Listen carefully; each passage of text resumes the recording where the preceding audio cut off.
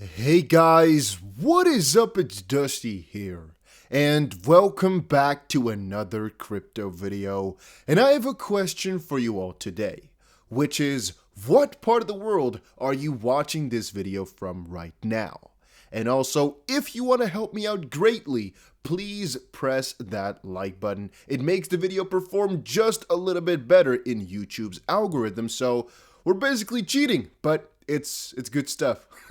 All right, today have a ton of crypto news to share, so stick around. I think it's about to be very interesting as we're headed straight into the most interesting piece of news of today. However, as a lot of you guys have requested, today we have news articles, not tweets. All right, if you guys want more of that, make sure you press that like button too. In apparent first class action, jury finds crypto products are not securities. Wow. Okay, so this article just came out about half an hour ago, and I'm already pretty amazed. Not because it is this amazing for XRP/Ripple straight away, but the fact that a case was brought this far, and just the way that everything went here. This might actually have some very heavy consequences on Ripple, and I'm not sure if they're going to do the same thing which the SEC did, which is basically add this case into their library. And again, we'll see a docket for that or not. But it's pretty significant nonetheless. So let's quickly dive in, as it's not too long, but it's pretty relevant, all right? We're not going to read the full thing, just the top. I think will definitely give you guys the picture. So Daniel Weiner and Amina Hassan of Hudges, Hubbard, and Reed didn't even want the jury to decide whether the cryptocurrency products at the heart of a class action lawsuit against their client, former Cantor Fitzgerald Vice Chair Stuart Fraser, were securities. At the close of the plaintiff's case, accusing Fraser of state and federal securities fraud, Weiner and Hassan asked U.S. District Judge Michael Shea of Hartford, Connecticut, to rule that the products were not securities as a matter of law under the U.S. Supreme Court's 1946 Howey test. The judge said he'd let the jury decide. That turned out to be a boon for Weiner, Hassan, and Fraser, as late Monday afternoon, after a day and a half of deliberations, the 9-member jury found that none of the 4 crypto products at issue in the case was a security. So Fraser could not be liable for securities fraud. The jury also rejected the class's common law fraud claim, delivering a complete defense win for the former Wall Street executive. The verdict, Weiner said, marks the first time that a jury has been asked to decide whether cryptocurrency products, including a purported digital token called Paycoin, should be subject to security laws. As you know, that's been a matter of hot controversy in the U.S., as the U.S. SEC cases against high-profile crypto defendants such as Ripple Labs, Telegram Group Inc., and Kick Interactive, at least 2 federal judges, including U.S. District Judge Alvin Hellerstein of Manhattan, in the SEC case accusing Kick of selling an unregistered security in an ICO, have ruled that digital assets are securities under Howey. The jury verdict in Fraser's case is a stark contradiction to the SEC's assessment of one of the crypto products in the class action. And straight away here, guys, before we move on, make sure you press this like button. I found this because I do so much research and digging. If this video does really well, I'm going to try get a lawyer on the next video. I'm going to try either to get Jeremy Hogan again on the channel or John Deeden this time. Please, or maybe James Fillon. Maybe he's going to work. Please blow this video up so I can get the attention of those guys, because we just found a really interesting case that might be huge for the Ripple case, but I do not know. All right, as my law experience is pretty pretty bad. I'm pretty good at reporting crypto news, guys, but I'm not a lawyer, so I'm not going to claim to actually know all the details of all of this, nor can I explain to you guys really how important this stuff is. But as I read it now, it's the first time that a crypto like this has been ruled not a security. So from that perspective, I think it's really bullish stuff. It shows that the jury also doesn't agree with the SEC's vision of what a security should be, specifically in the digital asset space. Now, in 2015, the commission sued a Fraser prodigy, Homero Joshua Garza, and 2 companies Garza founded for securities fraud, alleging that Garza sold a fraudulent investment he called hashlets to more than 10,000 investors in 2014-15. The Hashlet investment contracts, according to the SEC, promised investors a share of returns from a purportedly high-powered Bitcoin mining operation. But Garza didn't actually have anywhere near as much computing power as he told. SEC alleged that Harschlitz fit the definition of a security, and that by lying about the offering, Garza had defrauded investors nearly $20 million.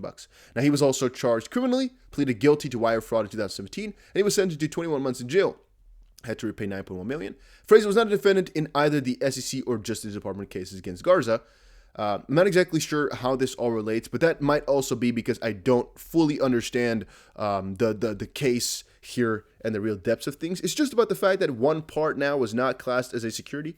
And so us as the XRP community, I guess we'll have to do some more research, as here is a little definition of what they did, but still I'm not sure what the connections really are, if you guys get my drift. So now in that specific case, a class of defrauded investors nevertheless alleged that Garza would not have been able to conduct his scheme if it hadn't been for Fraser's financial backing and mentorship.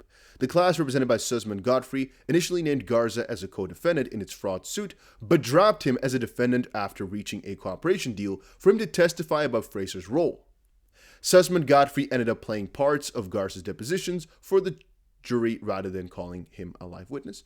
In his closing argument, Sussman's Jacob Buchdahl pointed out that Fraser even owned the mortgage on Garza's house. What evidence proved is that everything Josh Garza had in his life, his job, his financial security, and even his house was provided by Fraser, Buchdahl said. That is control.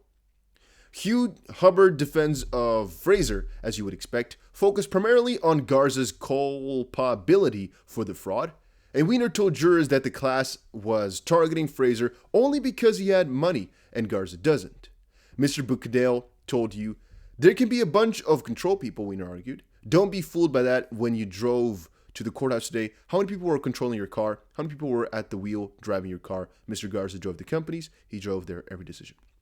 But Wiener also told jurors that the fraudulent crypto products, and I'm going a little bit further into this because I'm now noticing, we actually need the full context to grasp the full situation, including the Harschlitz that the SEC defined as securities, were not in fact securities under the jury instructions they received from the judge. One of the products, he said, was just a digital currency wallet. Another was merely an in-store credit. The token Paycoin was a currency, Wiener said, and Harschlitz, he argued, didn't meet the criteria specified in the jury's instructions. I think the Paycoin is the most important part of it all, huh? Wiener told me that the key to his Harschlitz arguments was testimony from two of the named plaintiffs, who said that their individual decisions could affect daily profits in different crypto mining pools. Wiener argued that to jurors that because choice and direction remained with the customer, Harschlitz were not common enterprise as required under Howey. Nor, he said, did the product meet the Howey requirement that profits be derived solely from the efforts of others, since investors' individual decisions affected their profits. In rebuttal, class counsel Buchdahl emphasized that the U.S. government had concluded that Harschlitz were securities and that his side would be happy for jurors to follow the government's lead. It seemed crazy to us that a jury should have decided this, or have to decide this, Wiener told me. But ultimately, he said, it wasn't enough for the class to rely on the SEC and DOJ's characterizations of the crypto offerings. The jury didn't buy it, Wiener said.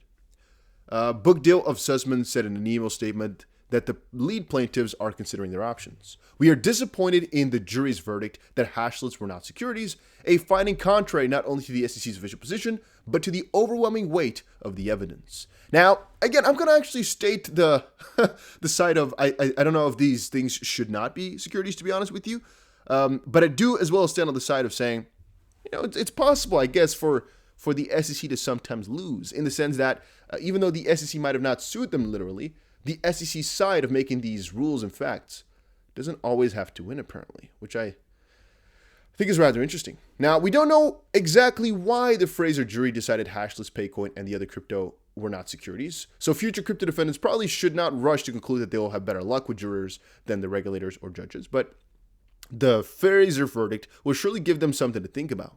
I think so too. 9 regular people looked at the same facts as the SEC and the DOJ, Department of Justice, and reached a contrary conclusion about whether crypto products were securities. That's a milestone. You know what, guys? I'm not even going to go fully into the video which I wanted to make. Let me just stick with this for right now and let you guys think about this.